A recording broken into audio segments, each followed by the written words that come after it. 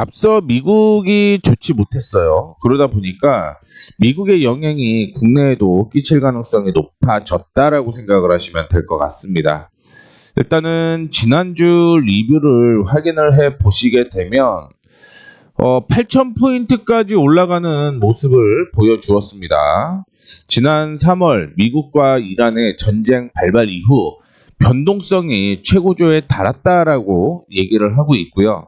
특히 외국인의 경우 한 주간 20조 원 넘게 순매도를 하면서 장중 급락세를 보이긴 했는데 개인 및 기관 투자자가 매수세에 힘입어 대체로 우상향하는 흐름을 보여주었습니다. 다만 변동성 지수를 나타내는 V 코스피의 경우 앞서 언급을 해드렸던 대로 전쟁 이후 발발 최고조를 나타냈다라고 얘기를 하고 있고요. 지난 11일에는 코스피 시장에서 매도 사이드카, 그 다음에 15일에는 매도 사이드카가 연거푸 발동을 했다라고 얘기를 하고 있습니다. 10일에는 급등이 나왔다라는 얘기인 거고요. 15일에는 급락이 나왔죠. 그래서 아마 금요일 날 거의 7% 가까운 하락을 보였다가 그나마 일부 아랫꼬리를 달면서 반등이 나오는 모습이었는데 그 이유를 확인을 해보게 되면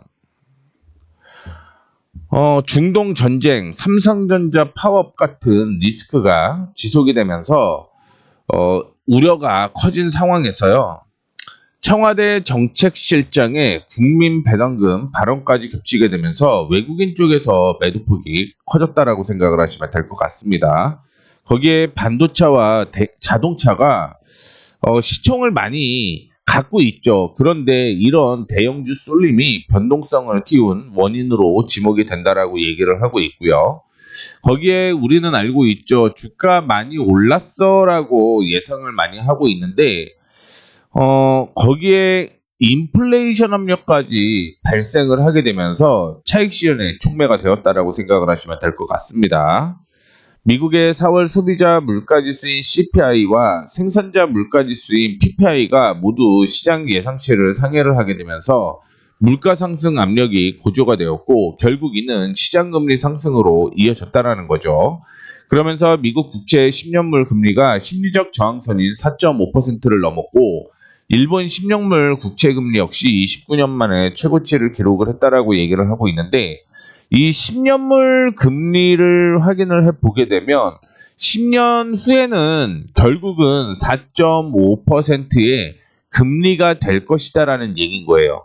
그거는 금리 인상을 한다라는 얘기인 거고요. 금리 인상을 한다라고 얘기를 하는 거는 당연히 시장에서 자금을 줄인다라는 얘기겠죠. 이게 우려가 된다라고 생각을 하시면 될 것 같습니다. 그래서 이번 조정을 추세 회복보다는 훼손이죠. 훼손보다는 단기 급등 이후 과열을 해소하는 과정으로 보고는 있습니다만 글쎄요. 제가 생각하는 건 5월까지는 상승 여력은 있다라고 생각을 하고는 있습니다만 6월 달에 총선이 마무리가 되게 되면 그 이후에도 상승이 유지가 될 수 있을지에 대해서는 물음표라고 볼 수가 있을 것 같습니다. 다만 반도체에서 매도가 나타나게 되면 매물 소화와 함께 업종 순환매가 함께 나타날 가능성이 크다라고 얘기를 하고 있는데 이번 주 이슈 체크를 해보도록 하겠습니다. 일단은 KB증권에서는요. 올해 코스피 목표지수를 1,500포인트로 제시를 했습니다. JP모건에서도 일반적인 시나리오는 8,000을 얘기를 하고는 있습니다만 최상위 시나리오는 12,000까지 언급을 하고 있죠. 따라서 이 부분은 수혜가 될 가능성은 있겠지만 과연 이게 진짜 수혜가 될지는 모르겠습니다만 어쨌든 최상의 시나리오라는 것만 생각을 해주시면 좋을 것 같고요. 자, 이번 주 엔비디아 실적, 중동 협상, 그 다음에 FOMC 회의록 등의 영향을 받을 것으로 전망이 되고 있습니다. 그리고 이번 주에 NH증권에서는 코스피 예상 밴드를 7,200에서 8,100포인트로 제시를 했는데 하방은 그렇게 많이 올라가지는 못하겠지만 상방은 많이 올라가지 못하겠지만 하방이 열려 있다라고 보시면 될 것 같아요.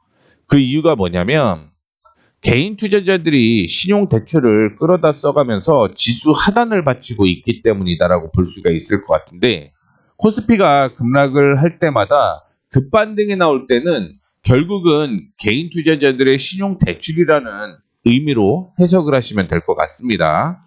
실질적으로 14일 기준으로 5대 은행의 신용 대출 잔액이 106조에서 2주 만에 1조 8천억이 늘어났다라고 얘기를 하고 있습니다.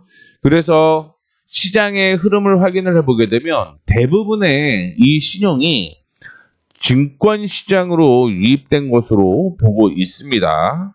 그래서 미래에셋증권에서는 대형주 쏠림 심화가 부담의 요인이라고 얘기를 하고 있는데, 코스피의 12개월 선행 주가지수 비율, 이걸 포워드 EPS라고 합니다. PER이라고 얘기를 하죠. 앞으로 12년 후의 실적을 때려서 끌어온 거예요. 그 기준으로 보게 되면 8.1배의 밸류에이션이라고 얘기는 하지만 삼성전자와 SK하이닉스를 제외하면 11.5배로서 과거 평균 10배 수준을 웃돌고 있다라고 얘기를 하고 있습니다. 따라서 리스크가 있다라는 걸 새롭게 얘기를 하는 내용이라고 생각을 하시면 될 것 같고요. 자, 이번 주 엔비디아 실적 확인해 보게 되면 현지 시각으로 20일이에요. 국내에서는 21일이 이슈가 되겠죠. 역사적으로 엔비디아 실적을 발표를 했을 때 올라갔다 중간에 떨어지는 그런 모습을 보여주고는 있는데, 이번에 엔비디아의 AI 반도체 블랙웰의 높은 수요가 앞으로 어떻게 될지, 생산과 공급 과정의 병목 현상이 얼마나 해소가 되는지, 마진 방어 가능성은 어떻게 되는지, 이게 핵심 포인트라고 생각을 하시면 될 것 같습니다. 또한 미국과 중국의 정상회담 결과에 따라서 엔비디아가 중국 수출을 재개할 수 있을 경우에 긍정적인 전망이 있을 가능성이 높다라고 얘기를 하고 있는데, 지금 중국은 결국 알리바바나 이런 그 IT 회사들한테 미국 집 덜 써라고 얘기를 하고 있습니다. 그 얘기는 뭐냐면 중국 수출에 대한 기대감은 있을 수 있겠지만 실질적으로 이 부분이 수출로 이루어질지는 아직은 모른다라고 해석을 하시면 될 것 같고요. 다음 주에 실적이 중국 쪽 실적이 많이 나온다라고 생각을 하시면 될 것 같습니다. 바이두나 QIY 이런 종목들은 다 중국 관련된 종목이라고 생각을 하시면 되겠죠. 이 종목도 중국 관련된 회사고요. 해사유도 중국의 자율주행 관련된 회사라고 생각을 하시면 될 것 같습니다. 그 외에 이 역시 중국 관련된 종목으로 알고 있고요. 인투이트나 엘포, 엔비디아가 수요일 장 막판에 실적 발표를 하고 있기 때문에 이 부분은 신경 써서 확인을 해봐야 될 것 같고요. 짐은 해운이라고 보시면 돼요. 해운의 결과가 어떻게 나왔는지도 체크를 해보시면 좋을 것 같습니다.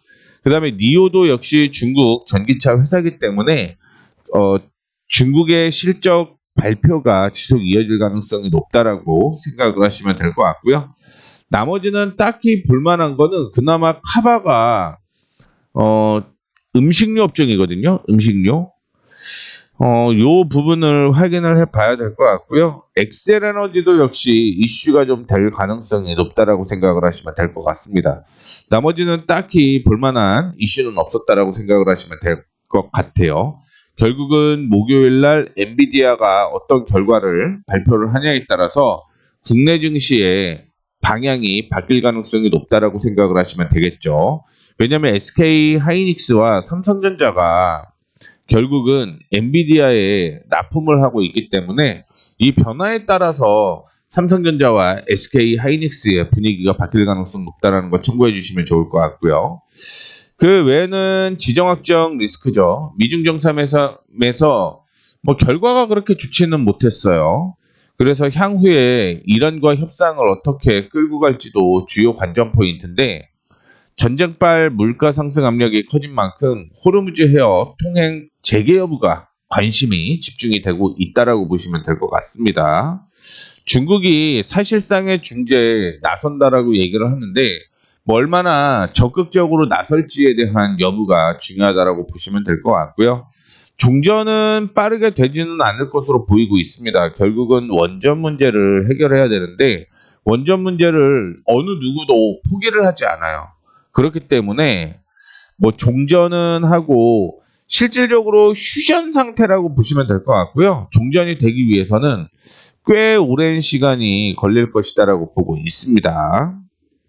그리고 FOMC 회의록도 중요한 변수라고 생각을 하시면 될 것 같은데 물가 상승 압력이 미국의 기준금리 인하 기대를 점차 줄이고 있는 상황이라고 보시면 될 것 같아요.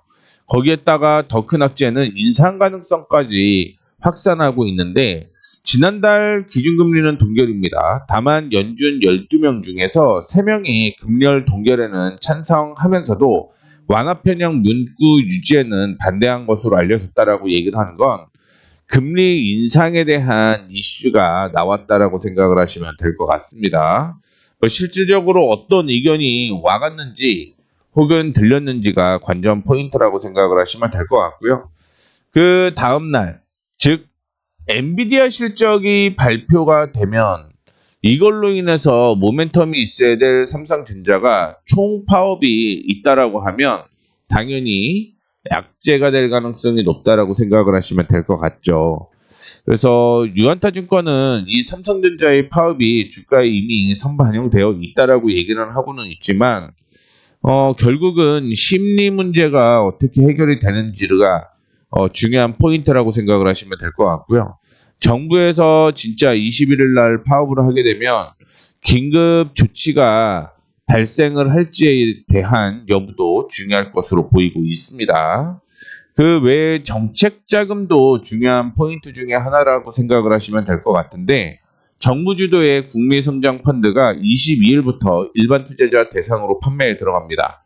AI 반도체, 바이오, 2차전지 등 전략 산업 육성을 목표로 하는 상품이기 때문에 중소형주 쪽에는 영향을 미칠 가능성이 높다라고 생각을 하시면 될 것 같습니다. 총 150조 프로젝트의 시작이라는 점에서 중소형주에 대한 기대감이 크다라고 볼 수가 있을 것 같고요.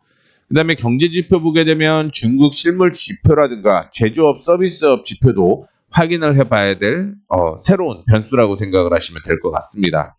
중국 경기 모멘텀이 확인될 경우 화학이나 에너지, 화장품, 필수 소비재 등 그동안 소외됐던 업종에 반등에 힘이 실릴 수 있다라고 생각을 하시면 될 것 같고요. 만약에 미국 지표가 견조하게 되면 역시 엔비디아를 포함을 한 AI 관련된 종목들이 이슈가 될 가능성이 높다라는 거 참고를 해주시면 좋을 것 같아요. 어떤 흐름으로 이어질지는 조금 더 지켜보셔야 된다라는 말씀 드리도록 하겠습니다.